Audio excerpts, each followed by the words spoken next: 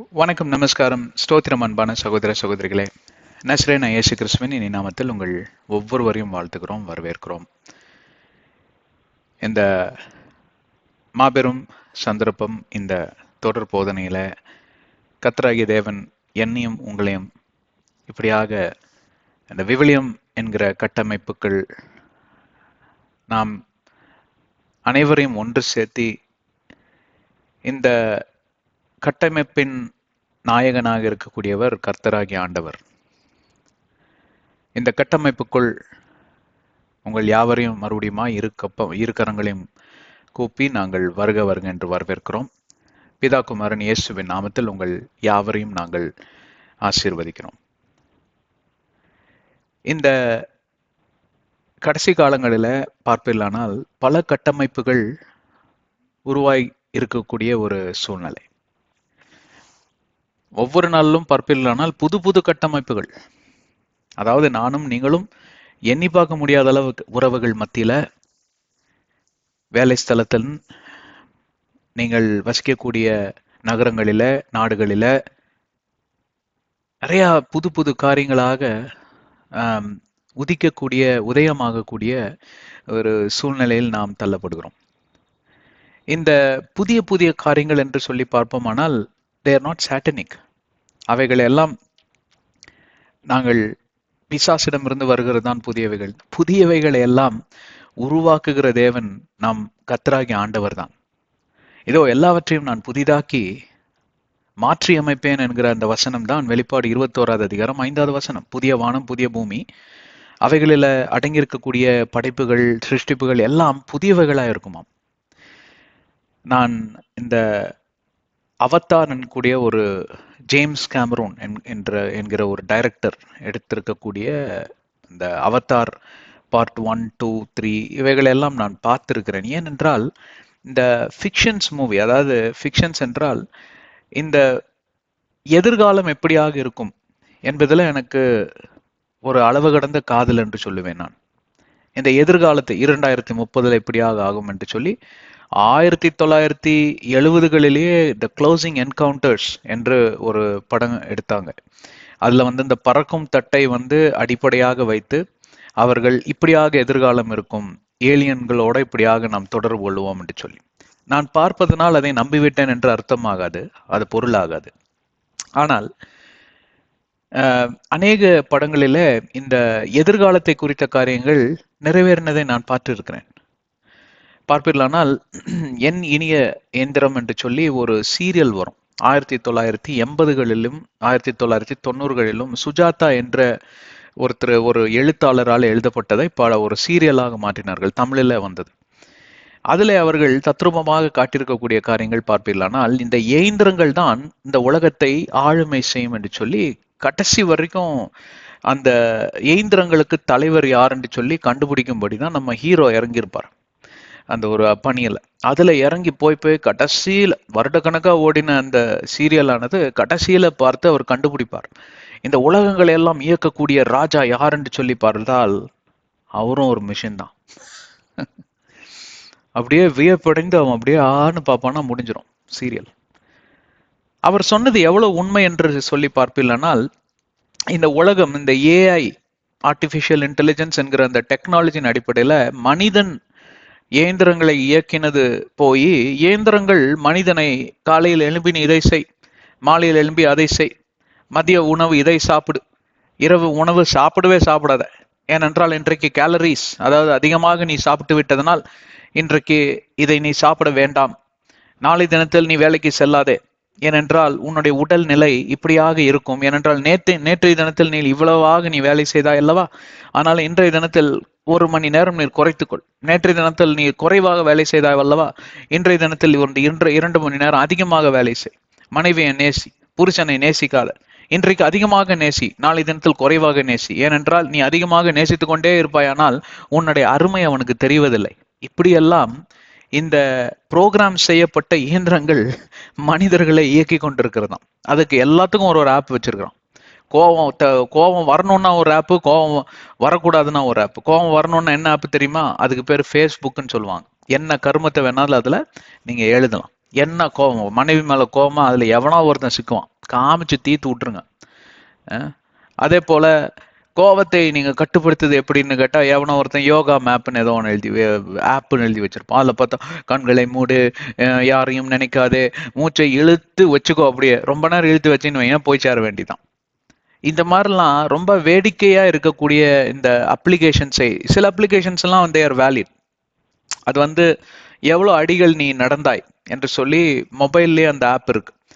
அப்போ அந்த மாதிரி கணக்கு, அதாவது 10,000 அடிகள் ஒரு நாளைக்கு நடந்தால் இவ்வளவு கேலரிஸ், அதாவது இவ்வளவு உடம்புல இருந்து உங்களுக்கு தேவையில்லாத கொழுப்பு சத்தானது எரிக்கப்பட்டது காரியமான யுவர் பர்னிங் கேலரிஸ் என்று சொல்வார்கள். அப்போ கொலஸ்ட்ராலை ஒரு நல்ல கண்ட்ரோல்ல நீங்க வைத்திருக்கலாம். இந்த மாதிரி சில யூஸ்ஃபுல்லான ஆப் உண்டு, நான் இல்லவென்று சொல்லவில்லை. ஆனால் கட்டமைப்புகளை பார்த்தீர்களா? காலம் எங்கே போய் கொண்டிருக்கிறது என்றால், இந்த மனிதனுடைய தலையில் இருக்கக்கூடிய அந்த மூளை இருக்கு பாத்தீங்களா, நம்ம சென்ற அத்தியாயத்துக்கு முந்தின அத்தியாயத்தில் பார்த்தோம், 2500 டெராபைட் அளவுக்கு அது டேட்டா ஸ்டோர் பண்ணுமா. அப்படி என்றால் ஒரு அறை முழுவதும் நீங்க ஹார்ட் டிஸ்கை வாங்கி வச்சிருக்கணும். 8க்கு 8 இல்ல 10க்கு 10 அறை முழுவதும் இந்த 5 டெராபைட்ஸ் ஹார்ட் டிஸ்க் வருது இல்லைங்களா, அது போல நீங்க வந்து 500 டெராபைட் 500 பாக்ஸஸ் நீங்க வாங்கி வச்சிருக்கணும். அந்த அளவுக்கு உங்க மூளை சக்தி வாய்ந்தது. மூளையில ஸ்டோரேஜ் மாத்திரம் இல்ல, மூளைக்குள்ள பார்ப்பீர்களானால் பல ட்ரில்லியன் கணக்கான நியூரான் செல்லுகள் உண்டு. ஒவ்வொரு நியூரான் செல்லுகளையும் ஆண்டவர் எதற்காக படைத்திருக்கிறார் என்றால், அந்த மூளையானது பார்ப்பீர்களானால் கிரியேட்டிவிட்டி, அதாவது புதுமையான காரியங்களை நாடி தேடும்படி. மனிதனானவன் புதுமையான சிந்தனை உடையவன், புதுமையாக ஒவ்வொன்றையும் படைக்கிறவன். ஏன் தெரியுமா? கர்த்தர் அவருடைய சாயலாக மனிதனை உருவாக்கினான். ஏதோ மனிதனோ எங்க இருந்தோ வானத்திலிருந்து உதிக்கவில்லை, தோன்றவில்லை. அவனாகவே இது எல்லாம் அவன் அதாவது இந்த மூளையை கண்டுபிடித்தவன், உடலை எல்லாம் வணைந்தவன் எல்லாம் பார்ப்பில்லைன்னா மனிதன் கிடையாது. மனிதனை உருவாக்கினவர் ஆண்டவராகிய கர்த்தர். அவரால் அன்றி ஒன்றும் இல்லை, ஒரு அணு கூட அசையாது. அப்படிப்பட்ட தேவன் தன் சாயலாக மனிதனை உருவாக்குறார். மிகவும் ஜாக்கிரதையாகவும் கவனமாகவும் அவனை உருவாக்கி அவனை வணைகிறார். அவன் மிக அருமையாக இருந்தான் என்று சொல்லி ஆதியாகமம் 1வது அதிகாரத்திலையும் சங்கீதம் 139 14 16 அதிகாரத்திலையும் நம்ம வாசிக்க பார்க்கிறோம். ஆனால் மனிதன் என்ன பண்ணுகிறான்? இந்த மூளையில் இருக்கக்கூடிய அந்த நியூரான் செல்களை வைத்து புதிதாக தான் கண்டுபிடிக்கிறான். ஒன்னும் 1 லிட்டர் சாராயம் குடிச்சவன் 5 லிட்டர் எப்படி குடிக்கலாம், ஆனா லிவருக்கு ஒன்னும் டேமேஜ் ஆகக்கூடாது, இப்படியெல்லாம் கூட கண்டுபிடிக்கிறானுங்க. அப்புறம் பாத்தீங்கன்னா நம்ம சிகரெட் குடிக்கிறோம், நுரையீரலுக்கு டேமேஜ் ஆகாம எலக்ட்ரானிக் சிகரெட் அப்படின்னு ஏதோ ஒண்ணு கண்டுபிடிக்கிறோம். புகை வரும், ஆனா உள்ள லிவருக்குள்ள ஒண்ணுமே ஆகாது. அப்போ அந்த போதை மயக்கத்திலும் நான் இருப்பேன், என் உடலுக்கும் எதுவும் இது பாதிப்பு ஏற்படாது. அப்போ இந்த புதுமை என்கிற காரியத்தை வைத்து இன்றைக்கு தன்னுடைய அழிவுக்கு ஏதுவான காரியங்களை தான் அணுகுண்டை கண்டுபிடிச்சு ஒரு நாட்டில் இருக்கக்கூடிய மையப்பகுதியான நாகசிகா, ஹிரோஷிமாவை அழிச்சே போட்டானுங்க. அந்த இதில் இருக்கக்கூடியவர்கள் இன்னும் மீளவே இல்லை. அந்த நாடு மீண்டது, ஆனால் அங்க இருக்கக்கூடிய ஜனங்களும் அந்த அதிர்ச்சிகளும் அதோடைய பின்விளைவுகளும் மீண்டு வரவே இல்லை. அதை போட்டவனுக்கு பைத்தியமா பிடிச்சிருச்சான். அவர் பேர் என்னமோ சொன்னாங்க, மறந்துட்டேன். இந்த பாவத்தை நான் செஞ்சுட்டேன்னு சொல்லிட்டு கடைசி வரைக்கும் அவர் நிம்மதியா இருக்கவே இல்லை. அவர் அப்படியே மரித்து போனார். எவ்வளவு பேர் என்னோட இருக்கீங்க? இன்றைக்கு எந்த நாடு வந்து வல்லரசுன்னு தன்னைய காமித்துக் கொள்ளுகிறதோடைய காரணம் என்னவோ தெரியுமா? அவருடைய மனிதநேயத்தை குறித்தல்ல, அவர்களுடைய பொருளாதாரத்தை குறித்தல்ல, அவர் எவ்வளவாக இந்த டெக்னாலஜி என்று சொல்லி இந்த காரியங்களில் வளர்ந்ததுனால அல்ல, ஆனால் அவர்களிடம் எத்தனை அணுகுண்டுகள் இருக்கிறதோ, எத்தனை ஆட்டம் பாம்புகளும் ஹைட்ரஜன் பாம்புகளும் இருக்கிறதோ, அதன் மேலதான் இவன் இவ்வளோ பெரிய வல்லரசு தெரியுமா? ஏனென்றால் பிரச்சனை வந்தா தொலைச்சே போடுவான். எப்படி? மனிதன் தன்னுடைய மூளையை, அதாவது தன்னுடைய புத்தி சுவாதியத்தை வைத்து நான் இப்படியாக உருவாக்குறேன் என்று சொல்லக்கூடியவன் என்ன செய்கிறானாம்? அழித்து போடுகிறானாம். இவனை இயக்குகிறவன் யார்? அழிக்கவும் கொல்லவும் திருடவும் வந்த பிசாசு. ஆண்டவராகிய தேவன் நம்மை உருவாக்கும்படி இப்படி ஒவ்வொருவரையும் புத்திசாலிகளாக, ஞானத்தினால், அறிவினால இன்றைக்கு ஆண்டவர் படைத்திருக்கிறார். யாருமே சோம்பேறி கிடையாது, யாருமே முட்டாள்கள் கிடையாது. தெரியுமா? படைத்தவர்கள் அனைத்து நபர்களுக்குள்ளும் ஒரு விதமான ஞானம் இருக்கும். அதை தேடி கண்டுபிடிக்கிறவனே இந்த நித்திய வாழ்வை மட்டுமல்ல, தன்னுடைய பூலோகத்தில் வாழக்கூடிய வாழ்க்கையும் அவன் தேடி கண்டுபிடிக்கிறான். எவனொருவன் இதோ எனக்கு ஒண்ணுமே இல்லைங்க, நான் முட்டாளுங்க, ஏன்னா அவன் அப்படி நம்ப வச்சிருக்காங்க. பிசாசு அவன் அப்படி நம்ப வச்சிருக்கிறான். உங்ககிட்ட ஒண்ணுமே இல்லை முட்டாள்னு கரெக்டா அதுக்கு சூழ்நிலைகளையும் ஏற்படுத்தி கொடுப்பான்.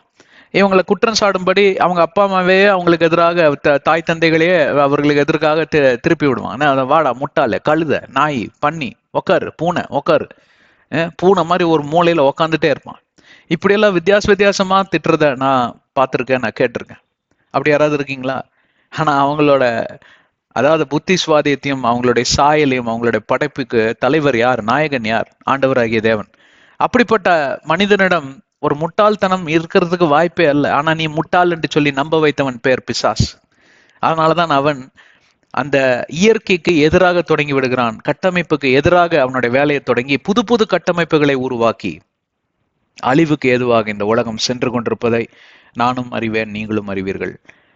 கர்த்தரை சார்ந்திருங்கள், அவருடைய ஞானத்தை சார்ந்திருங்கள், உங்கள் வழிகளை அவர் செம்மைப்படுத்துவார் என்று வேதாகம் சொல்லிருக்கு. எல்லாவற்றையும் வாக்கி அவர் செய்து தருவார், வழிகளை செய்து தருவார் என்று ஐசியா 45:2-3 மற்றும் சங்கீதம் 37:5 வசனத்தையும் நீங்கள் வாசிப்பீர்களானால் கர்த்தர் இதை தான் சொல்ல விரும்புகிறார்.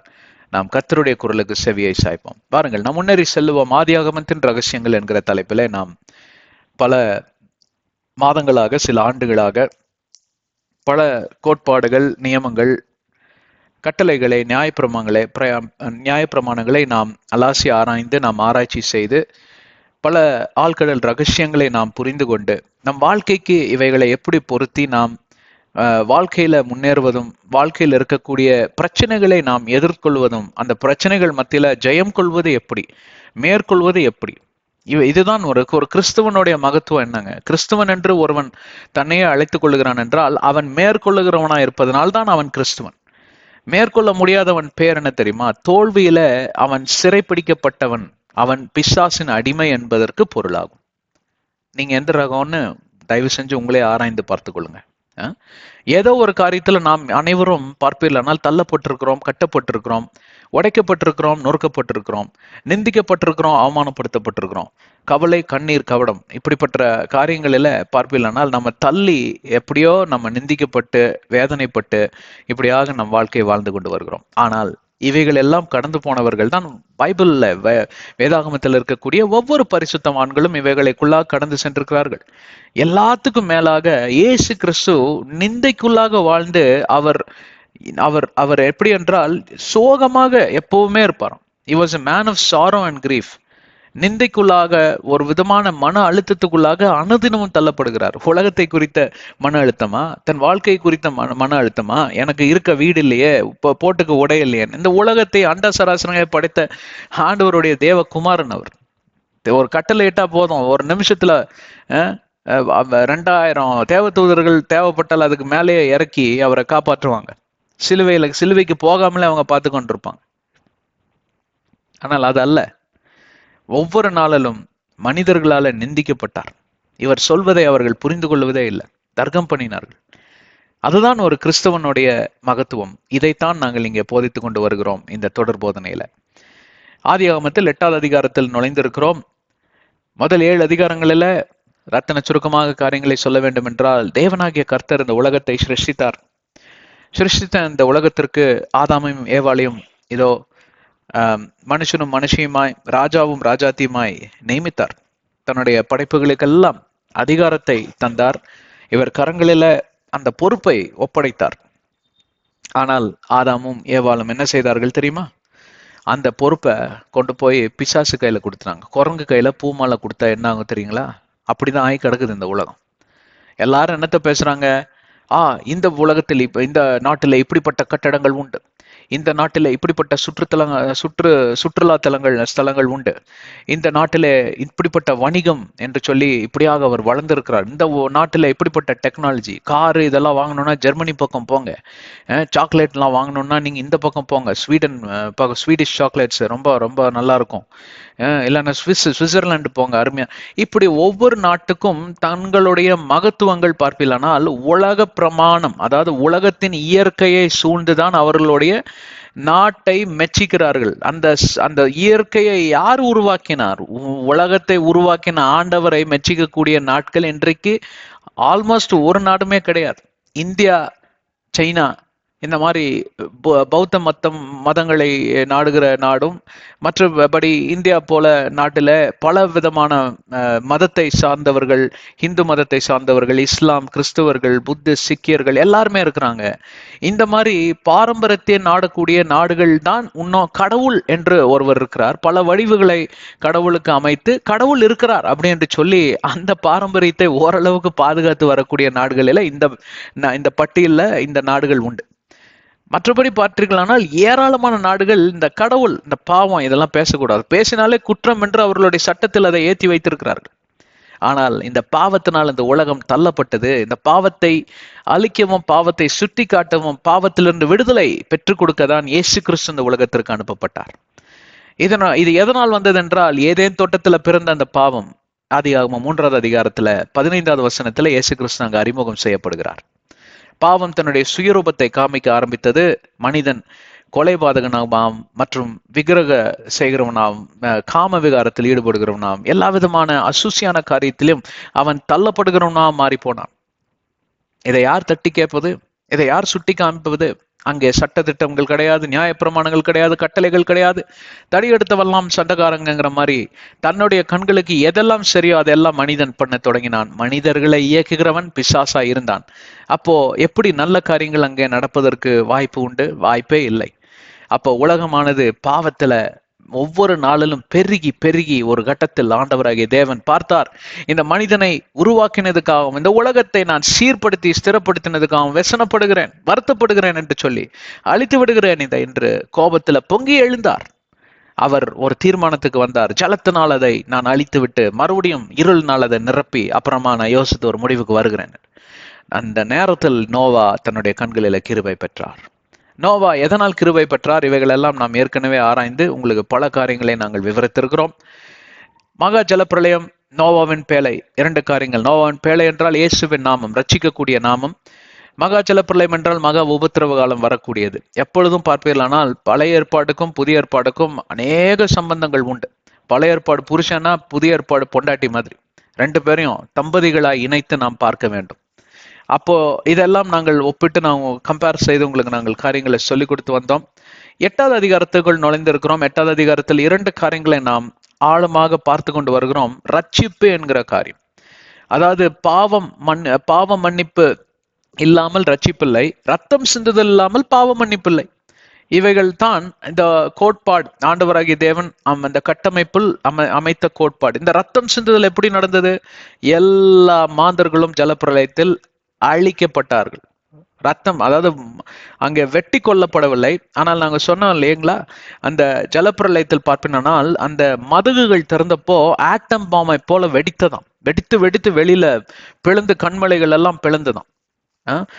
அப்போ அந்த அந்த வெடியில பாத்தீங்கன்னா நிறைய பேர் மரித்து போனார்கள், சிதறி போனார்கள். அப்போ பெரிய பெரிய நிலநடுக்கங்கள் உருவாகினது.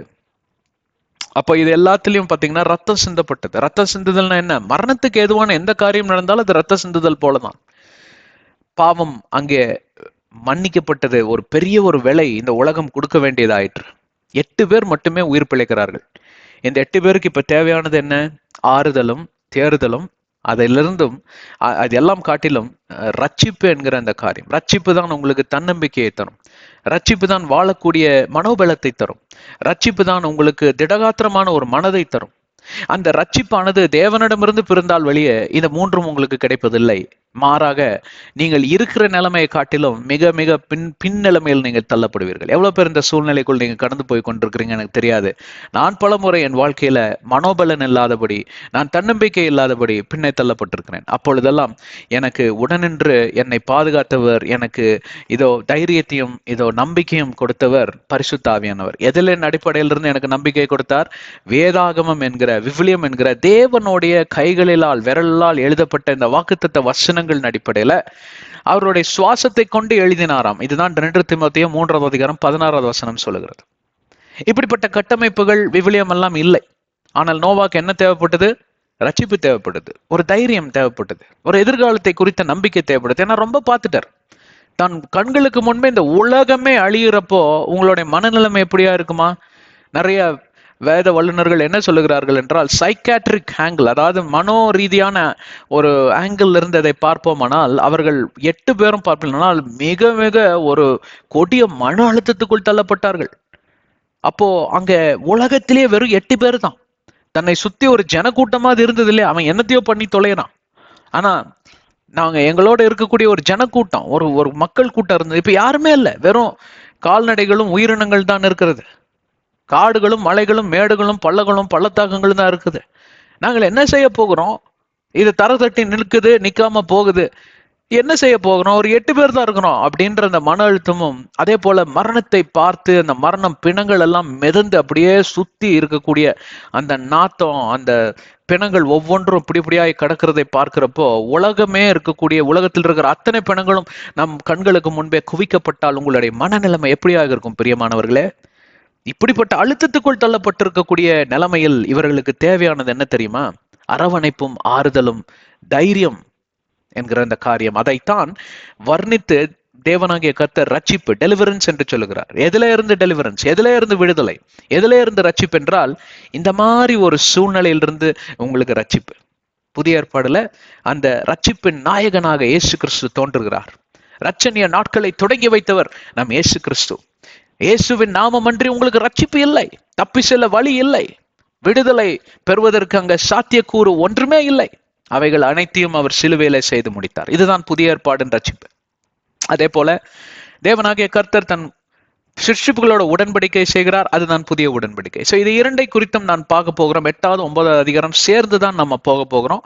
இப்போ 8வது அதிகாரத்தில் ஃபர்ஸ்ட் 2 வசனங்களை நாங்கள் முதலாவது 2 வசனங்களை நாம் இதோ நல்லா ஆராய்ந்து பார்த்துட்டோம். 3வது வசனத்துக்குள் நாம் ஏறி செல்லலாம். நிறைய பேர் சொல்றீங்க, நீங்க டக்குன்னு செஷனுக்குள்ள போகாம இந்த மாதிரி சில காரியங்களை விவரித்துட்டு வர்றீங்க பாருங்க, அது ரொம்ப நல்லா இருக்கு, அதை விட்டு விடாதீங்க. அதனாலதான் கொஞ்சம் நேரம் எடுத்து சில காரியங்களை விளக்கி சொல்லிட்டு தான் நாங்க அந்த செஷனுக்குள்ள கடந்து செல்றோம். இப்ப அதை சொல்லாம விட்டுட்டு நேரம் வாங்க 3வது வசனத்துக்குள்ள போகலன்னா உங்களுக்கு பழைய இது புரியவே புரியாது. ஏன்னா நம்ம மறந்துடுவோம்.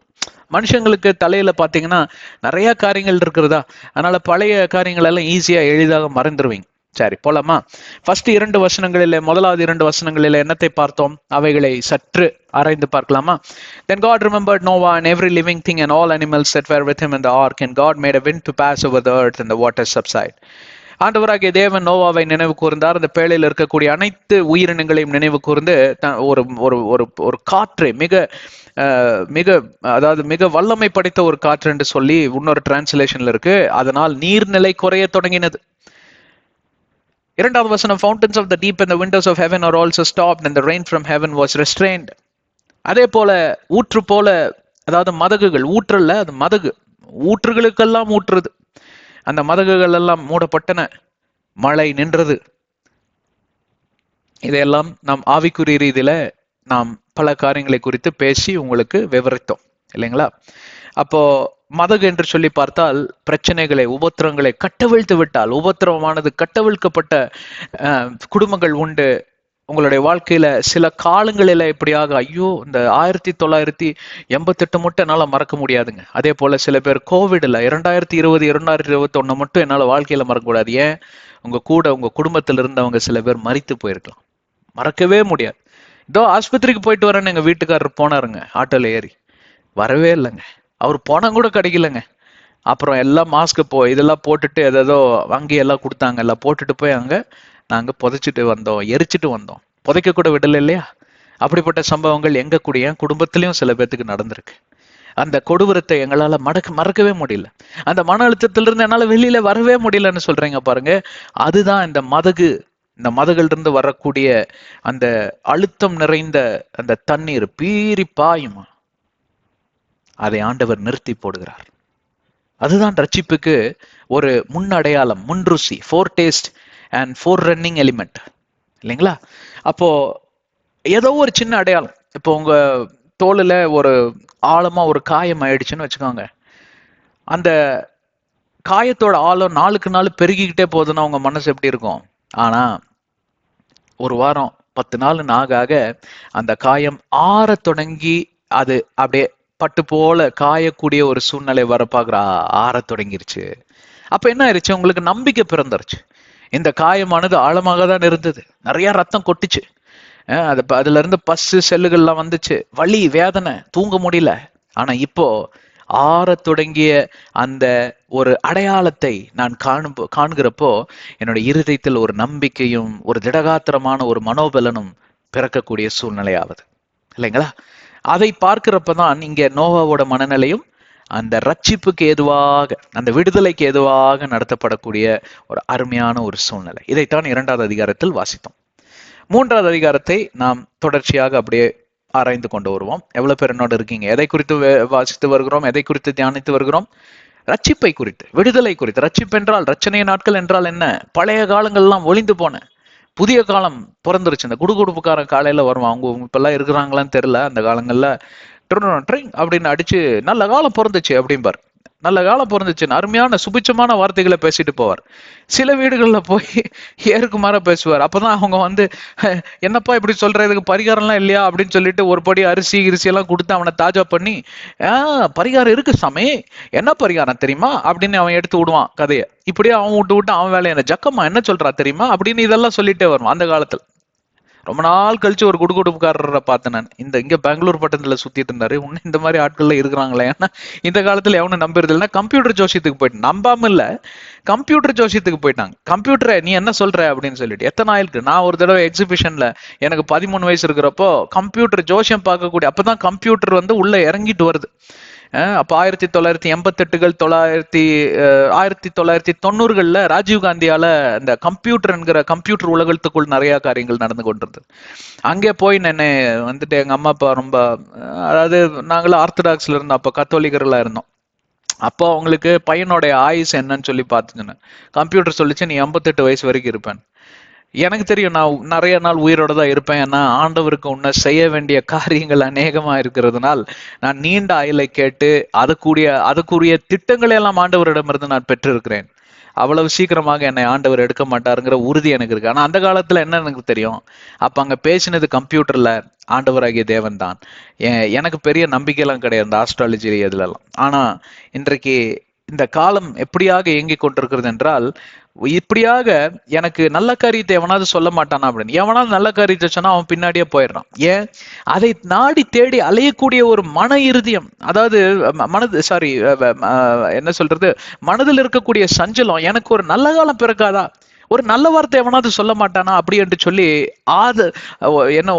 இதோட பாக்குறது என்ன, அங்கலாப்போட ஒவ்வொரு நாளையும் எட்டி பார்க்கக்கூடிய உலகத்தில் நாம் வாழ்ந்து கொண்டிருக்கிறோம் இல்லைங்களா? அதனாலதான் நிறைய பேர் ஏமாற்றப்படுகிறார்கள்.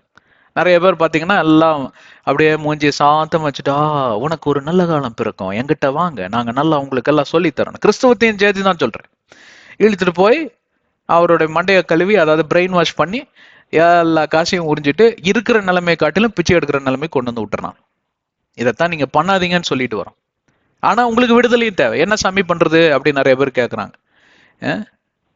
என்கிட்ட கேட்காதீங்க, நான் சாமி இல்லை. சாமி எல்லாம் ஒரே ஒருத்தர் தான் சாமி, அவர் பேர் ஏசு சாமி. அந்த சாமி கிட்ட போய் கேளுங்க, வழியை காமித்து தருவார். ஏன் தெரியுமா? அந்த சாமி தான் சொன்னாரு யோவான் 14வது அதிகாரத்தில் 6வது வசனத்துல, நானே வழிப்பா, நானே ஜீவன்பா, நானே சத்தியம், என்னிடம் வருகிறவன் ஒருபோதும் மரித்து போவதில்லை, ஒருபோதும் தாகத்தில் இருப்பதில்லை, மாறாக அவன் ஜீவனை பெற்றுக்கொள்வான். ஜீவ தண்ணீரை பருகுகிறவன் ஒருபோதும் மரணத்தை, இதாவது மரணம் என்ன, ஆவிக்குரிய மரணம். ஆமா, ஆவிக்கும் ஆத்மாக்கும் மரணமே கிடையாது. ஓகே, போலாமா? இப்போ 3வது வசனத்துக்குள் போவோம். அந்த waters receded continually. இந்த receded என்கிற பதம் என்றால், இந்த receded என்று சொல்லி இந்த பதத்தை நீங்க ஆங்கில டிக்ஷனரிகளில பார்ப்பீர்களானால் early signs என்று வரும். அதாவது முன் அடையாளங்கள். இப்பதான் சொன்னேன் இல்லைங்களா, ஆழமா ஒரு காயம் வந்துருச்சு. அந்த காயம் ஆறுவதற்கு ஒரு முன் அடையாளம் என்ன தெரியுங்களா? ரத்தம் வரது நின்று போயிடும். தோலெல்லாம் பாத்தீங்கன்னா கொஞ்சம் கருப்பாயிட்டு இருக்கும் அந்த இடத்துல. அப்புறம் பாத்தீங்கன்னா காஞ்சது விழ ஆரம்பிக்கும். அப்புறம் பாத்தீங்கன்னா ஒரு தழும்பு உருவாகும். நல்ல காரியம் இல்லைங்களா? புது தோல் வந்துருச்சு. அப்ப உள்ள இருக்கிற காயமெல்லாம் ஆறிடுச்சு. ஆனா முன்னடையாளம் என்னவா இருந்தது? ஒரே ஒரு நாளில அந்த காயமானது ஆறக்கூடிய அந்த தன்மை, கருப்பாகக்கூடிய அந்த தன்மை நீங்க பார்க்கிறீங்க. அதே போலதான் இங்க waters receded continually from the earth. இதை இந்த கண்டினியூவலி என்று பார்ப்பீர்களானால் தொடர்ச்சியாக, இதை குறித்து தான் நாம் இன்று சற்று ஆராய போகிறோம். தொடர்ச்சியாக இந்த பூமியில இருந்து இந்த நீர்நிலையானது தொடங்கி, அதாவது நீர்நிலையானது குறைய தொடங்கினது. இதை குறித்து தான் பார்க்க போகிறோம்.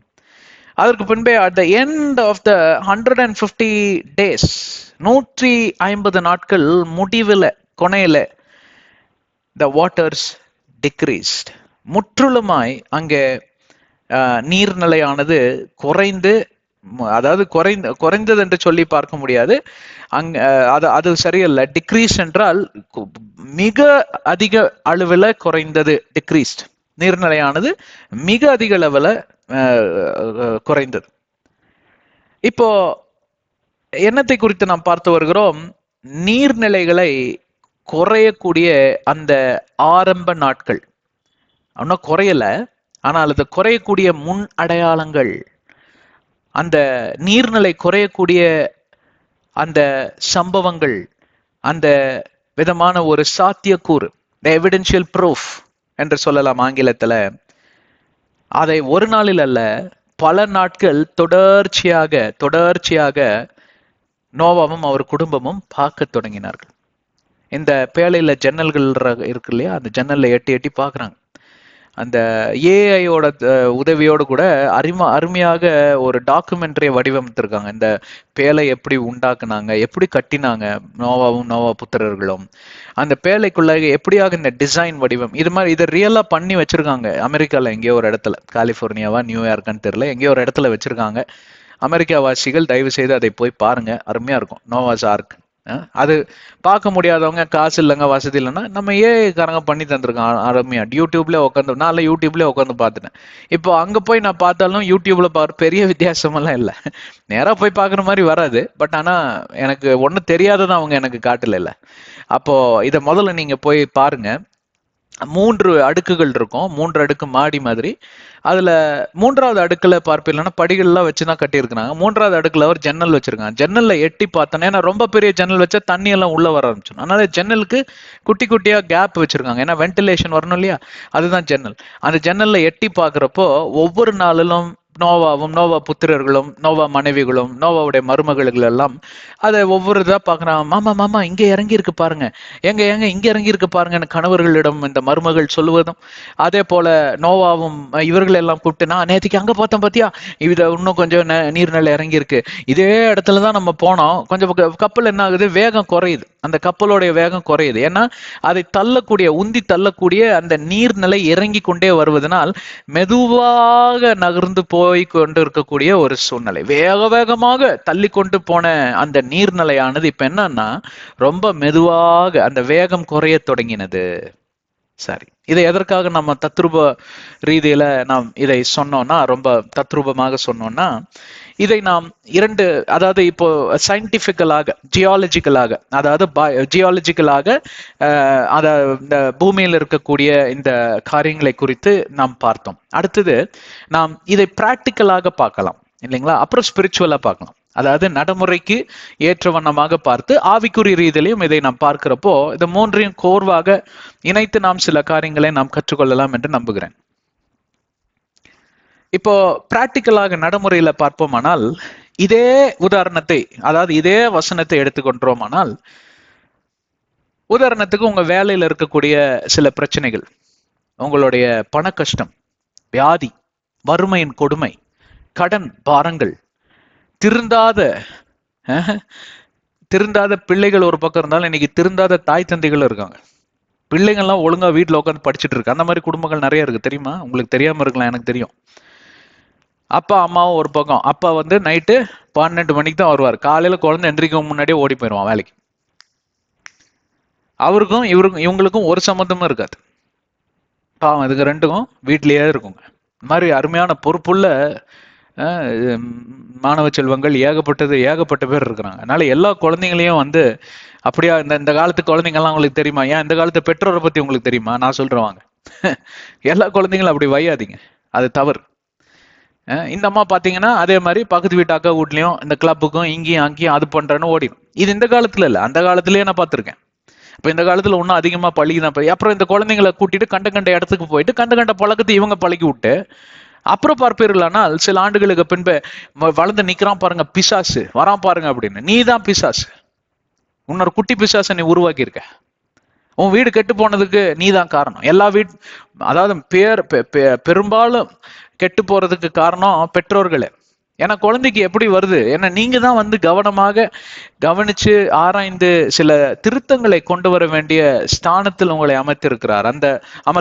அந்த பொறுப்பான ஸ்தானத்தில் உங்களை அமர்த்தி இருக்கிறார் இல்லைங்களா?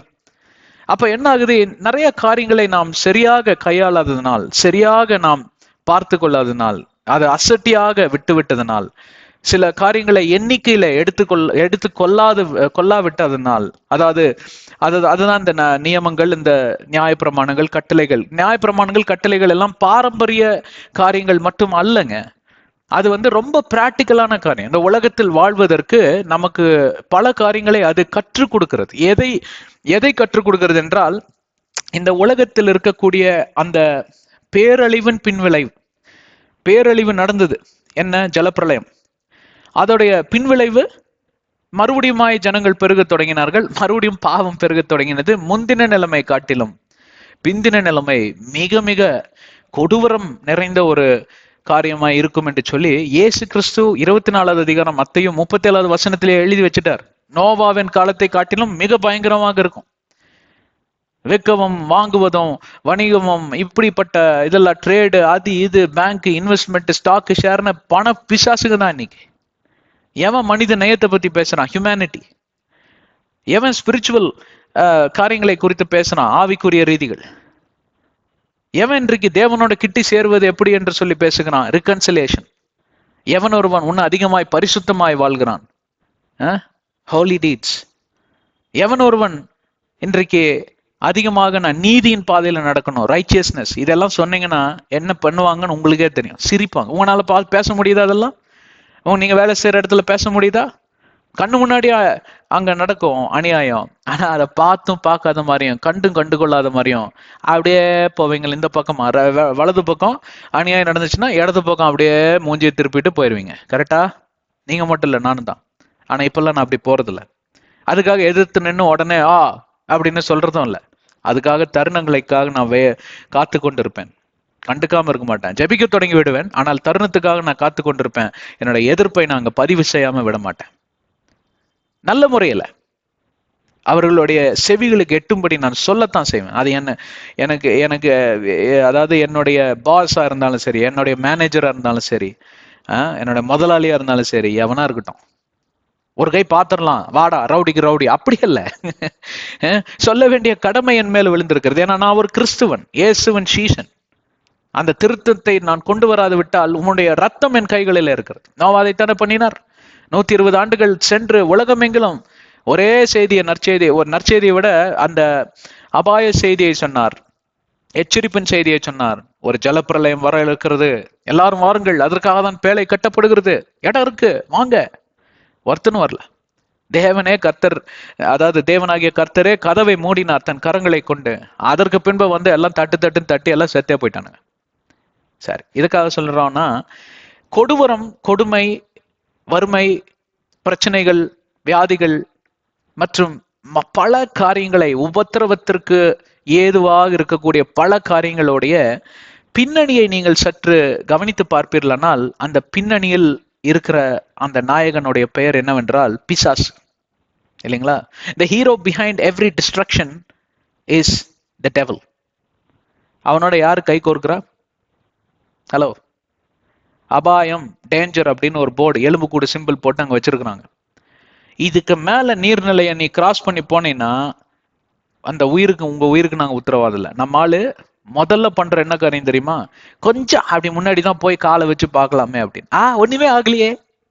அவங்க என்ன சொல்றாங்க, இந்த பார்டர்ல இருந்து நீ இறங்கி போனீங்கன்னா எப்ப வேணா உன் உயிர் போயிடும். நிறைய செய்தித்தாளில் வாசிக்கிறோம் அல்லவா, கூட்டமாக சென்றார்கள், அதுல பரிதாபமாக 4 பேர் மூழ்கி இறந்து விட்டார்கள் என்று சொல்லி. இவனுங்கெல்லாம் என்ன பண்ணியிருப்பானுங்கன்னு சொல்றேன் கேளுங்க. என் வாழ்க்கையில ஒரு சம்பவம் நடந்துச்சு. நான் பெரிய அதாவது பிறந்ததுமே நான் பரிசுத்தவான் கிடையாது. ஸ்கூலுக்கு கட் அடிச்சுட்டு பசங்கள்லாம் சேர்ந்து பஸ்ஸில் 1980களில், குறிப்பாக சொல்ல வேண்டும் என்றால் 1990ஆம் ஆண்டுல நானும் என்னுடைய சில நண்பர்களும் ஸ்கூலுக்கு கட் அடிச்சுட்டு பஸ் எடுத்துட்டு நாங்க திருமூர்த்தி மலை என்று சொல்லி ஒரு இடத்திற்கு போனோம். திருமூர்த்தி ஃபால்ஸ். அங்க போய் நல்லா, அது நல்ல வாலிப ரத்தம், அந்த மாதிரி காரியங்கள்லாம் ரொம்ப நடக்கும். அங்க போயிட்டு ஜாலியா நம்ம போய் விளையாண்டுட்டு வரலாம் அப்படின்னு சொல்லிட்டு போனோம். அதுல தம் அடிக்கிற பசங்கள்லாம் இருந்தானுங்க சில பேர். அதுல பார்ப்பில்லைன்னா ஒரு 4 பேர் சேர்ந்து போனோம். அப்போ இது உண்மையாக நடந்த சம்பவம், கர்த்தரே சாட்சி, அதற்காக தான் சொல்றேன், உங்களுக்கு தெரிவிக்கணும்னு. அதனால இந்த மாதிரி கட்டடிக்கிறவன் எல்லாம் மறந்தே போயிடுவாங்க. என்னாச்சு தெரியுங்களா, அந்த ஃபால்ஸ்ல போய் விளையாண்டு இருந்தோம். அந்த ஃபால்ஸ்ல விளையாண்டுட்டு இன்னும் அந்த என்ன அந்த கிக்கு இன்னும் அடையலையே என்னமோ இல்லைங்களா. இப்போ சாராயம் குடிக்கிறவன் பாத்தீங்கன்னா இன்னும் கிக்கு வரலையேன்னு குடிச்சுக்கிட்டே இருப்பான். கிக்கு வந்த பிறகு அவனுக்கு தெரியாது, மயங்கி டிச்சு கடியில கிடப்பான். அந்த மாதிரி அருவியில போய் விளையாடுறோம், இல்லையே இது ஒரு சம்பவமே நடக்கலையே, ஒரு கிக்கே இல்லையேன்னு சொல்லிட்டு என்ன பண்றோம், 4 பேரும் சின்ன பசங்க தானே, அந்த கீழே குட்டை மாதிரி இருக்குது, ஃபால்ஸ் விழுந்து அந்த ஒரு குட்டை மாதிரி இருக்கு அப்படியே நீர்நிலை. டே வாடா அதுக்குள்ள போய் குளிக்கலாம். 4 பேருக்கு நீச்சல் தெரியாது. அப்போ அங்கிருந்து மேல ஒரு பெரியவர் சொல்றாரு, தம்பி அங்க கொஞ்சம் ஆள் அதிகம், அங்க போகாதானே, பெருசு போயா எங்களுக்கு தெரியாதா, ஏப்பா பார்த்தாலும் ஒன்று வேற வேல் வெட்டி இருந்தா தானே அப்படின்னு சொல்லிட்டு 4 பேரும் வாடா கைகளை கோர்த்தி ஒரு சங்கிலி போல கைகளை கோர்த்து கொண்டோம். அந்த சங்கிலியில கடைசியாக இருந்தவன் நான், ஏன்னா எனக்கு பயம். முதல்ல 2 பேரும் துடுக்கு இன்னும் ரொம்ப அதிகம். நான் அப்பவும் சொல்றேன் எனக்கு பயமா தாண்டா இருக்கு, வேண்டாண்டா அப்படின்னு சொல்றேன். ஆனா எனக்கும் உள்ள ஒரு சுவாரஸ்யம், சரி பாத்துடலாவா அப்படின்னு, எதையும் மிஸ் பண்ற கூடாது அப்படின்னு. அப்போ படிப்படியா அந்த சங்கிலிகளை ஒவ்வொருத்தரும் இழுத்து பிடிக்கணும். இழுத்து பிடிச்சா அவன் ஒரு அடி வச்சு போறான். ஒரு அடி தாண்டி வச்சோன்னு ஆழம் துபுக்குன்னு ஒரு 3 அடி உள்ள போயிடுச்சுங்க. அவன் பேலன்ஸ் இழந்து போயிட்டான். இழுடான்னு சொல்ல என்ன ஆயிடுச்சுன்னா, 3வது இருக்கிறவன் பதட்டத்துல கையை விட்டுட்டான். இப்ப நானும் 3வது 4வது இருக்கிறவன் இந்த பக்கம் விழுந்துட்டான், அக்கறையில விழுந்துட்டான். இந்த 2 என்ன ஆயிடுச்சு தெரியுமா, உள்ள போயிட்டான். உள்ள போயிட்டு கத்துறானுங்க. அப்புறம் பார்த்தா ஆளை காணோம். பதறி அடிச்சு எல்லாம் கத்துன்னு கத்தி கடைசியில ஒருத்தர், ஒரு பைல்வான் மாதிரி ஒரு ஆள். நான் என்னாச்சுன்னு கேட்டா, அன்னைக்கு பௌர்ணமி, ஒரு ஹிந்து கோவில், ஒரு தேவாலயம் அவங்கள கோயில் வச்சிருக்கிறாங்க. அன்னைக்கு பௌர்ணமியா அமாவாசையான்னு தெரியல, பயங்கர கூட்டம். அங்க இருந்து இறங்கி 2 பேர் நல்ல ஜாமவான்கள் மாதிரி இறங்கி மயிரை பிடிச்சி அப்படியே இழுத்துட்டு வந்தாங்க. 2 பசங்களை இழுத்துட்டு வந்து தண்ணி நல்லா குடிச்சிட்டானுங்க. கொஞ்சம் இல்லை உயிர் போயிருக்கும். அதுல ஒருத்தர் இன்னும் என்னோட நெருங்கிய நண்பன், எனக்கு சொந்தம் அவரு, இன்னும் ஒரு டச்சில் தான் இருக்காரு. என்னோட பர்த்டேக்கெல்லாம் விஷ் பண்ணுவாரு. என்னுடைய பிறந்த நாளுக்கும் அவருடைய பிறந்த நாளுக்கு 2 நாள் தான் வித்தியாசம். இன்னைக்கு அவர் போயிருந்தாருன்னா 32 ஆண்டுகளுக்கு முன்பே அன்றைக்கு என்ன ஆயிருக்கும் தெரியுங்களா, போலீஸ் ஸ்டேஷன்ல கொண்டு போய் உட்கார வச்சிருப்பாங்க. என் தாய் தந்தைக்கு போன் வந்திருக்கும். அப்போ அந்த கொலை பலி, அந்த ரத்தம் என் கைகளில இருந்திருக்கும் இல்லைங்களா. என்னை கேட்டுக்கொண்டிருக்கிற பிரியமான சகோதர சகோதரிகளே, பாவத்தோட விளையாடாதிருங்கள். பாவத்தோட பின்விளைவுகளை நீங்கள் புரிந்து கொள்ள வேண்டும். அது மட்டுமல்ல, ஒரு காரியத்தில் இறங்குறப்போ அதோடைய அபாய நிலை என்று என்னவா இருக்கும் என்று சொல்லியும் நாம் தெரிந்து கொள்ள வேண்டும். அதற்கு தான் ஒரு உதாரணம் கொடுத்தேன். குழந்தை டிவி தானே பாக்குது, வீடியோ கேம்ஸ் தானே விளையாடுறான், ஃப்ரெண்ட்ஸோட ஒரு ரிலாக்ஸேஷனுக்கு போயிட்டு வரான். என்ன விதமான ஃப்ரெண்ட்ஸு? எங்க அம்மா தோலை உரிச்சு கையில கொடுத்துருவாங்க. என்னை அடிக்கிறதுக்குன்னே ஒரு பெல்ட் ஸ்பெஷலா வாங்கி தொங்க விட்டுருப்பாங்க. அத்தனை அடி வாங்கியும் அத்தனை தோலை உரிச்சோம். நான் கடைசியில் எங்க போனேன் பாத்தீங்களா? அப்போ அன்றைக்கே நான் மாட்டிக்கொண்டேன். என் ஷூவோட அழுக்க பார்த்து கண்டுபிடிச்சிட்டாங்க. அப்போ எப்படியோ போய் பேசி, நான் இன்னைக்கு ஸ்கூலுக்கு கட் அடிச்சுட்டு கண்டுபிடிச்சிட்டாங்க, மாட்டிக்கிட்டேன். ஃபுட்பால் கிரவுண்டுக்கு போனேன் அப்படின்னு சொல்லிட்டேன். ஏன்னா ஃபுட்பால்ல எனக்கு ரொம்ப இன்ட்ரெஸ்ட். உளுந்தது பாருங்க, போட்டு தும்முன்னு அதோட சரி ஸ்கூலுக்கு கட் அடிக்கிறதே விட்டுட்டேன். ஏன் தெரியுமா, எனக்கு நல்ல புத்தியும் அறிவையும் ஆண்டவர் கொடுத்திருக்கிறார். எங்க அம்மா அப்பாவுக்கு உண்மை தெரியாது, இப்ப வரைக்கும் தெரியாது. சரிங்களா, இது எனக்கும் கர்த்தருக்கும் என் மனைவியோட கூட நான் ஷேர் பண்ணியிருக்கேன். அப்போ எத்தனை பேர் இந்த மாதிரி அந்த அபாய நிலையை நான் தொட்டு விட்டு வருவேன், நான் தொட்டு விட்டு வரமாட்டேன், நீ போயிருவ அப்படியே. இன்றைக்கு புரிகிறதா பிரியமானவர்களே, எதனால் இந்த அபாயத்தின் சுயரூபம், தரித்திரம், கோபம், அடக்க முடியாத கோபம், வன்முறையின் ஆவி, சண்டைகளும் சச்சரவுகளும், கணவன் மனைவிகள் மத்தியில ஈகோ தொல்லைகள், அவன் பெரிய ஆளா நான் பெரிய ஆளா, அதான் அவன் பெரிய கணவன்னா எல்லாத்துக்கும் ஈக்குவல் ரைட்ஸ் தான், நாங்க எந்த விதத்துலயும் செலைச்சவங்க கிடையாது. யாருமா இல்லைன்னு சொன்னா என்ன இருந்தாலும் அவர் உங்க கணவன் இல்லையா? கணவன் இல்லாத தகப்பன் இல்லாத வீடு வேலி இல்லாத தோட்டத்தை போலாம், எவன் வேணாலும் வந்து மேய்ஞ்சிட்டு போவான் தெரியுமா. அதுக்குன்னு நீ வாங்குற அடியெல்லாம் பொறுத்துக்கணும்னு சொல்லல, அவன் செய்யற அநியாயத்தை அக்கிரமத்தை நீ பொறுத்துக்கணும்னு சொல்ல. யார் சொன்னா? ஆனா அதை தட்டி கேட்கறதுக்குன்னு ஒரு முறை இருக்கிறது. முதலாவது விண்ணப்பம் பண்ணினாயா, ஜெபம் செய்தாயா, நீ விட்டு கொடுத்தாயா, சில பாவங்களை நீ மன்னித்தாயா, அதுலயே பாதி திருந்திடுவார் உங்க கணவர். இன்னொரு பாதி காலப்போக்கில் அப்படியே திருந்திடுவார். எவ்வளவு பேர் இருக்கீங்க? அதே மாதிரிதான் எந்த காரியத்தை எடுத்தாலும் சரி, அதில் பின்னே இருக்கக்கூடிய பின்னணியை பார்ப்பீர்களானால் அங்கே பிசாசானவன் பல காரியங்களை இயக்கி கொண்டிருக்கக்கூடிய ஒரு சூழ்நிலையை நீங்களும் நானும் பார்க்க நேர்ந்திடும். சரியா? சரி, போகட்டும்.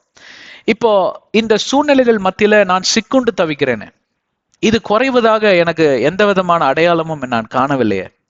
எந்த விதமான ஒரு சிம்பாலிக் ரெப்ரசன்டேஷன், அதாவது ஒரு தத்ரூபமான ஒரு அடையாளம் எனக்கு இப்போ இங்க நீர்நிலை தொடங்கினது, நீர்நிலை குறைய தொடங்கினது, நீர்நிலை தொடர்ச்சியாக கூட குறைய தொடங்கினது. எங்க தொடர்ச்சியா குறைஞ்சது? நேற்றைய தினத்தில் நல்லா இருக்கிறாரு, திருப்பியும் சொல்லுவாங்க இல்லையா, வேதாளம் முருகுமரம் ஏறிடுச்சுன்னு. இந்த ஆளெல்லாம் திருந்தவே மாட்டான். அவர் திருந்தவே போறதில்லை. ஏன் தெரியுமா? அதான் நீங்களே சொல்லிட்டீங்களே. அவர் திருந்தவே போறதில்லை, நீங்க தான் அறிக்கை பண்ணிட்டீங்களே. அது கிடையாது. ஒரு விசுவாச வீரனுடைய வாய்களில் இருந்து இப்படிப்பட்ட வார்த்தை வரக்கூடாது. எப்படிப்பட்ட வார்த்தை வர வேண்டும் என்று உங்களுக்கு தெரிய வேண்டுமா? சங்கீதத்தை எடுத்து வாசித்து பாருங்கள். சங்கீதம் கவிதையா? உட்காந்து தூக்கத்தில் அப்படியே கனவு கண்டு எழுதினார் நினைச்சுக்கிட்டீங்களா? இல்லைங்க. ஒவ்வொரு சூழ்நிலைகளுக்கு மத்தியிலும் கர்த்தர் என் சார்பாக நின்று யுத்தம் செய்வார். அவர் கோட்டை மரணமா இருப்பதனால் நான் அசைக்கப்படுவதில்லை. என் கால்கள் இடராதபடி வலக்கரம் என்னை தாங்கி பிடிக்கும். இதோ எதிரிகள் என்னுடைய காலடிகளை எல்லாம் என்னுடைய கால் தடங்களை எல்லாம் அவர்கள் சூழ்ந்தாலும் என்னை தப்புவிக்க ஆண்டவராகிய தேவன் என்னுடைய கண்மலையாக கிறிஸ்து வந்து இறங்குவார் என்று கிறிஸ்துவை குறித்தெல்லாம் பேசியிருக்கிறார்.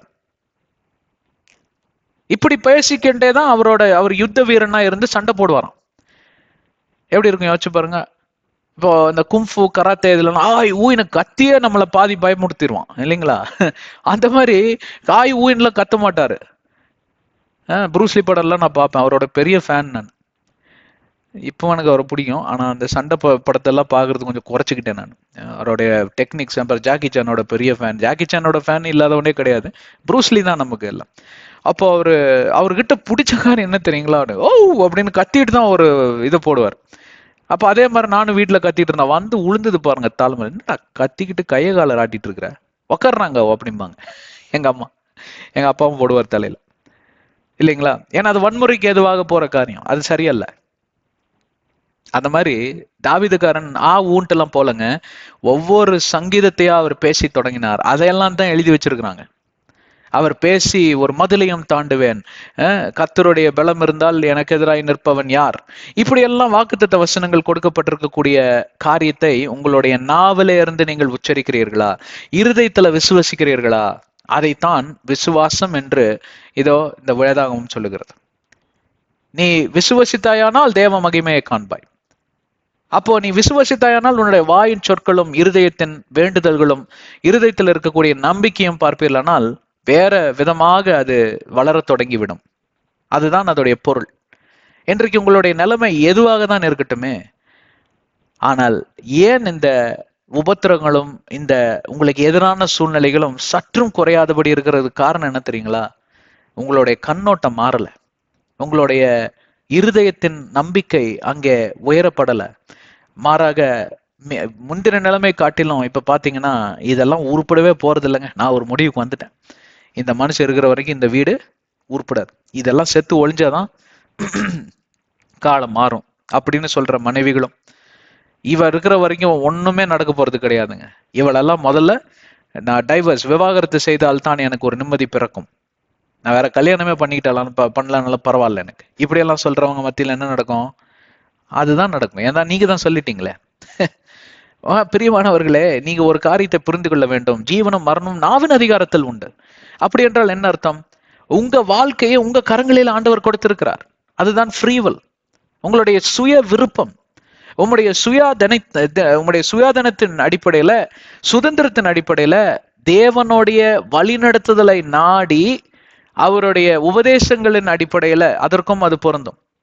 ஆனால் தீர்மானம் முன்னேடுது. உன் இஷ்டம்ப்பா அப்படின்னு சொல்லுவாங்க இல்லைங்களா? பெரியவங்க சொல்லுவாங்க, நீங்க சின்ன பையனா இருக்கிறப்ப தலையில போட்டு உட்காரு அப்படிமா.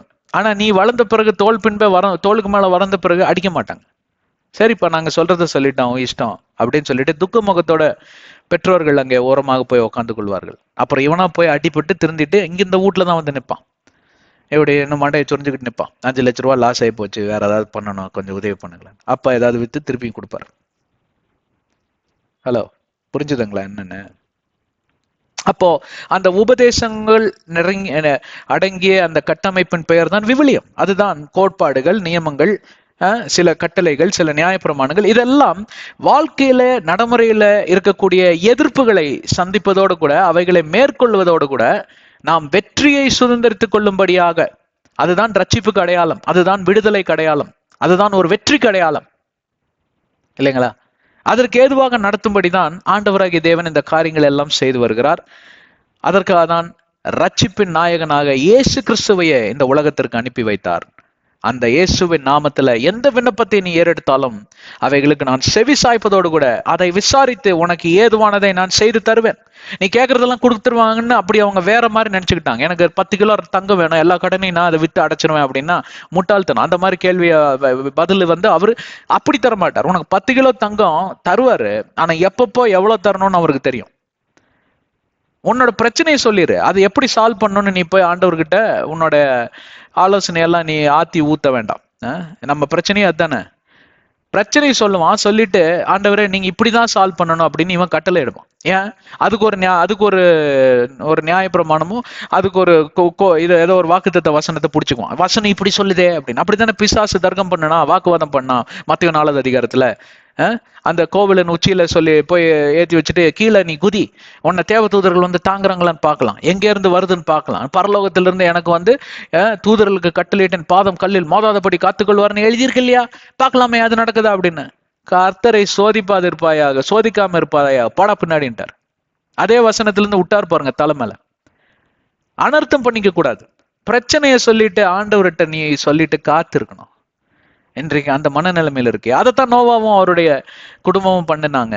என்ன சொன்னாங்க? பிரச்சனை இருக்கு, நீர்நிலை இருக்கு, சுற்றி பிணங்கள் இருக்கு, பேழை பாட்டுக்கு மிதந்துட்டு அப்படியே போகுது, வேகம் குறைஞ்சிருக்கு, ஆனா உன்னை தரத்தட்டுலயே எங்களுடைய எதிர்காலம் என்ன, எங்க போய் இது நிற்கும், அங்கிருந்து எப்படி வாழ்க்கையை நான் தொடங்குறது, இந்த காரியம் எல்லாம் அவர்களுடைய மனதிலும் இருக்கிறது. இதெல்லாம் மன அழுத்தத்துக்குள்ளாக அவர்களை தள்ளப்பட்டது. ஆனால் அவைகள் மத்தியில ஒரு காரியத்தை அவர்கள் நேர்த்தியாக செய்தார்கள். என்ன தெரியுமா? கர்த்தரை சார்ந்திருந்தார்கள். தொடங்கினவர் நிறைவேற்றுவார். நல்ல காரியத்தை தொடங்கினவர் கடைசி வரையும் என்னை நடத்தி செல்வார், எங்களை நடத்தி செல்வார் என்று குடும்பமாய் விசுவசித்தார்கள். அத்தனை பணங்கள் சுத்தி இருக்கு, ஆனா நாங்க உயிரோடு இருக்கமே, எங்களை கைவிடாத ஆண்டவருக்கு மறந்துடுவாரா அப்படின்னு சொல்லி ஒவ்வொரு நாளிலும். ஆனா அழுத்தம் இருக்கும், பயம் இருக்கும், திகில் இருக்கும், கவலை இருக்கும். அங்க சுற்றி இருக்கக்கூடிய சூழ்நிலை எப்படி இருக்கும்? அப்படியே போனோம், அப்படியே மறந்துட்டு இருக்கோம், நாத்தமா இருக்கும், என்ன எதிர்காலம், என்ன பண்ண போறோம், ஒன்னும் தெரியாது. ஏதாவது ஆண்டவர் சொன்னாரு? ஒண்ணுமே சொல்லல. அவங்க பாட்டுக்கு மறந்துட்டு இருக்காங்க. அப்போ அவங்க மிதக்கிற நிலைமைய பார்க்காம ஆண்டவராகிய தேவனை அவர்கள் கண்ணோக்கி பார்க்க தொடங்கினார்கள். இதைத்தான் நானும் நீங்களும் செய்ய வேண்டும். அதை நீங்கள் விசுவசிக்கும் மாத்திரத்தில், அதை நீங்கள் தொடர்ச்சியாக கை கொள்ளும் மாத்திரத்தில் சூழ்நிலை மாறத் தொடங்கும். அதுதான் இங்கே நடந்தது. நீர்நிலை குறைய தொடங்கினது, அதிகமாக குறைய தொடங்கினது, தொடர்ச்சியாக குறைய தொடங்கினது. ஒரு கட்டத்தில் அதிகமாக நீர்நிலை ஏறத் தொடங்கினது, மழையானது நிற்காமல் அதிகமாக ஏறத் தொடங்கினது. ஆனால் ஒரு காலகட்டத்தில் என்ன நடந்தது? அதே நீர்நிலை இறங்க தொடங்கினது, அதுவும் தொடர்ச்சியாக அதிகமாக இறங்க தொடங்கினது. அப்போ வேற டிரான்ஸ்லேஷன்ல பாத்தீங்கன்னா முற்றிலும் குறைந்தது அப்படின்ற அந்த டிக்ரீஸ்டுக்கு பதம். முற்றிலும் குறைந்தது அப்படி என்றால் என்ன? எப்படி இருந்தது தெரியுங்களா? இவர் எப்படி இருந்த மனுஷன் தெரியுங்களா? இன்னைக்கு பைபிள் எடுத்தவர் கீழே வைக்கவே மாட்டேங்கிறாருங்க. குழந்தை ரெண்டும் டிவி முன்னாடி உட்காந்துச்சுன்னா எந்திரிக்காது. இன்னைக்கு 2 பேரும் பைபிள் கிளாஸ் எடுக்கிறாங்க சில்ட்ரன் ஸ்கூல்ல. நான் என்ன நிலைமையில இருந்தேன் தெரியுங்களா? என்னோட பாஸ், இவன் எல்லாம் தொலைஞ்சாதான் எனக்கு நிம்மதி. என்னன்னா இன்னைக்கு என்ன விட்டு அவர் இல்லை, எனக்கு ப்ரமோஷன் கொடுத்தாரு. வெளியே போன்னு சொன்னாலும் இன்னைக்கு ப்ரமோஷனை கொடுத்து, இன்னைக்கு ஹைக்கிங் கொடுத்து, அப்பா நீ தான் தலைமைத்துவத்துக்கு சரியான ஆள்னு அவரே புரிஞ்சுக்கிட்டாரு. புரிய வச்சவர் யாரு? ஆண்டவர். எது புரிய வச்சது? உங்களுடைய விசுவாசம். விடாப்புடியாய் நீங்கள் நம்பிக்கையா இருப்பதுதான். கர்த்தர் உங்களை ஆசீர்வதிக்கட்டும். கண்களை மூடி சிரத்தை தாழ்த்தி நாம் ஜெபிப்போம். அன்பின் பிதாவே, இந்த அருமையான நாளுக்காய் நன்றி. இந்த நாளிலே எங்களுடைய வாழ்க்கையில சுற்றி கொண்டிருக்கக்கூடிய பிரச்சனைகளை எதை கொண்டு நாங்கள் எதிர்கொள்ள முடியும், எப்படி அந்த நீர்நிலை குறைந்ததோ அந்த பிரச்சனைகள் எப்படியாக குறைய சாத்தியம் என்று சொல்லி பல காரியங்களை எங்களுக்கு கற்றுத்தந்தீர். அதையெல்லாம் எங்கள் வாழ்க்கையில பொருத்தி நாங்கள் நடைமுறையில் அதை கொண்டு வர பரிசுத்த ஆவியானவர் உதவி செய்வீராக. இயேசுவின் நாமத்தில் ஜெபிக்கிறோம் ஜீவனுள்ள பிதாவே, ஆமென். கர்த்தர் உங்களை ஆசீர்வதிக்கட்டும். சேனல் சப்ஸ்கிரைப் செய்யுங்க. எல்லா வீடியோஸையும் மறக்காம பாருங்க. நீங்க பார்த்த வீடியோஸ், சேனல் டீடைல்ஸ் எல்லாம் ஃபேஸ்புக், ட்விட்டர், இன்ஸ்டாகிராம், வாட்ஸ்அப் ஸ்டேட்டஸ்ல ஷேர் செய்யுங்க. அதை பார்க்கிறவர்களோட இருதயம் மாற்றப்படும். அவர்களுக்கும் இந்த நற்செய்தி இதோ தெரிவிக்கப்படும். அது உங்கள் மேல் விழுந்த கடமை. இன்னொரு கடமை உண்டு. இந்த உலகத்தில் அழிந்து போற ஆத்துமாக்களுக்காகவும் ரட்சிக்கப்படாத பிள்ளைகளுக்காகவும் தேவ பிள்ளைகளுக்காகவும் நீங்க ஜெபித்துக் கொள்ளணும். எல்லாருமே தேவ பிள்ளைகள் தான். ஜெபித்துக் கொள்ளணும். ஊழியம் செய்யக்கூடிய ஊழியக்காரர்கள், ஏதாவது கள்ள தீர்க்கதரிசிகள் இருக்காங்க பாருங்க, அவங்களுக்காக ஜெபம் செய்யுங்க. அவங்க பின்னாடி ஒரு பெரிய ஆட்டுக்கூட்டம் போகுது இல்லையா, அவங்க திருந்தணும். எங்களுக்காகவும் எங்க ஊழியத்துக்காகவும் ஜெபித்துக் கொள்ளுங்க. எபேசியர் 6:18, கொலோசியர் 4:3 தான் சொல்லுகிறது. உங்களுக்கு ஜெப தேவைகள் இருந்தால் கர்த்தரிடம் செல்லுங்கள், விண்ணப்பம் செய்யுங்கள் இயேசுவின் நாமத்தில். யோவான் 14:14, மத்தேயு 19:26 இதை தான் சொல்லுகிறது. கர்த்தரால் கூடாத காரியம் ஒன்றுமில்லை. எல்லாவற்றையும் அவர் செய்து முடிக்க வல்லவராயிருக்கிறார். ஆண்டவர் உங்களை ஆசீர்வதிக்கட்டும். நாம் அடுத்த அத்தியாயத்தில் சந்திப்போம். ஆமென், ஆமென்.